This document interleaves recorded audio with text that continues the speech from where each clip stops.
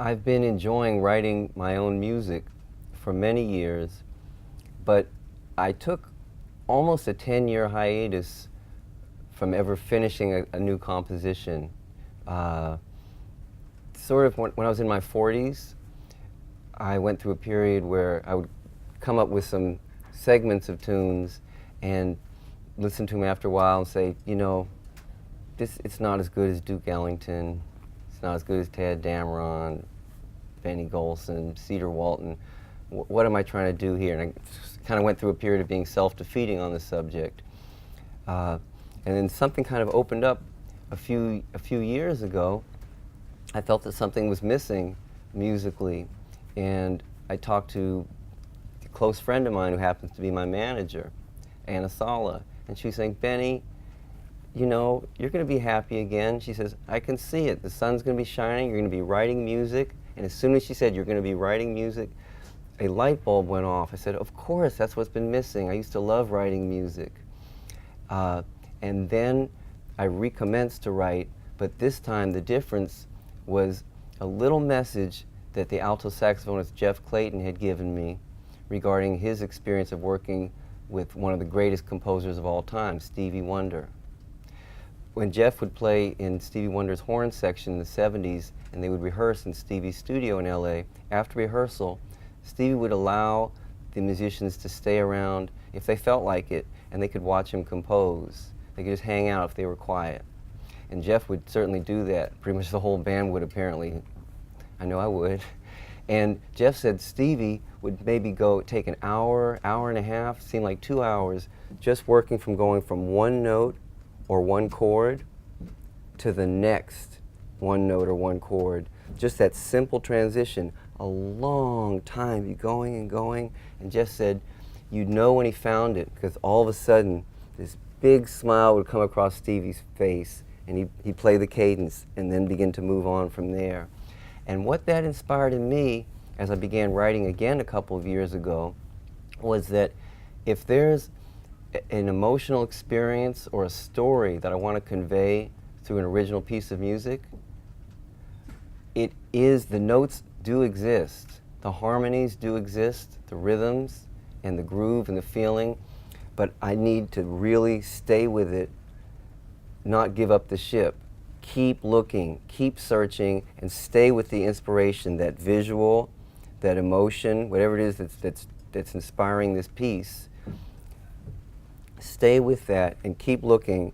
And it's really been a kick and a thrill for me to work on my songs and then make some home tapes, send them to the great drummer Kenny Washington, who will then contrive his own drum parts. The thing is, my inspirations for writing are very straight ahead.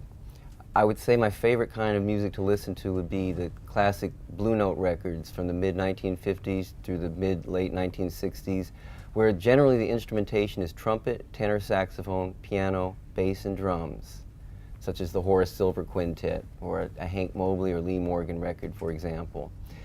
And I love that sound. I always have identified with it. It's always been exciting to me. And sometimes I think of composition as taking one thing, bringing it somewhere else. It's not my idea. It's a concept someone mentioned to me that Wayne Shorter had mentioned, bringing one world into another. For me, it could be a sound from the past that I'm playing here in the present. So I like to draw on the inspiration that I feel from these Blue Note Quintet records, and I'm writing primarily for piano trio, piano, bass, and drums. And I want to try to translate what that sound does to me in a piano context, piano trio. So the drum parts I'm hearing are inspired by the Blue Note records. I might be hearing Billy Higgins' sizzle cymbal, playing with Jackie McLean and Donald Byrd. Who knows? It's generally, I'm trying to actually channel those kind of sounds and feelings that I have heard before and use them as a means toward conveying the emotions that I've lived that I want a song to project. So Kenny Washington, with his profound knowledge of the music and the vocabulary of the music, he naturally hears exactly what it is that I'm wanting the song to sound like, the tune to sound like. It's the rarest thing for me to ask him to revise the drum part that he comes up with, having heard me play the tune on the piano.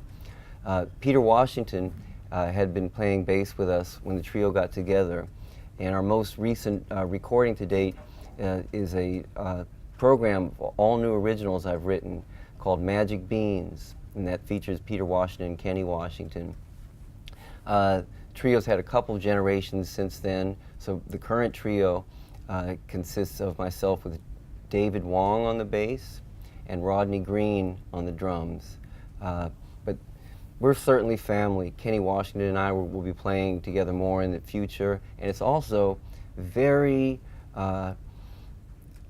healthy for me as a band leader, about to be 51 years old, to work with some younger folks that really understand what I'm about and respect the situation, and can kind of be my molding clay in furthering my ideas and concepts for how I want the band to sound.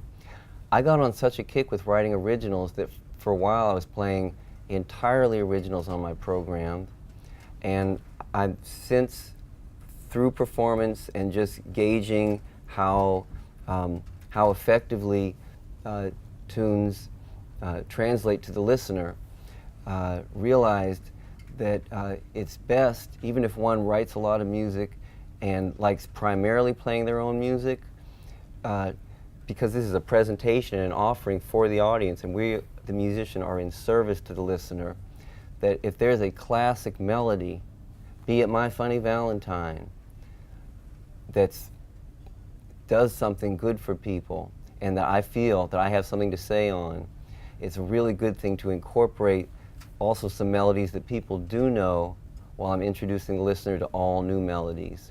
But as far as my melodies, I actually want them to sound sort of familiar, because I've always wanted my playing, and the same in my writing, to actually inspire a younger listener to want to go back and check out some of the people that have inspired my playing and writing. So if a young pianist were to hear me and say they like something that they heard me play, I would want to encourage them and to go listen to a Red Garland or Wynton Kelly record, and then I feel like I'm successful at exactly what I want to do in life. I just want to be a bridge. So it's wonderful having my own band, having the opportunity to develop this idea I have for the sound of the music, and to be able to learn as I go and feel so much support and respect for the musicians.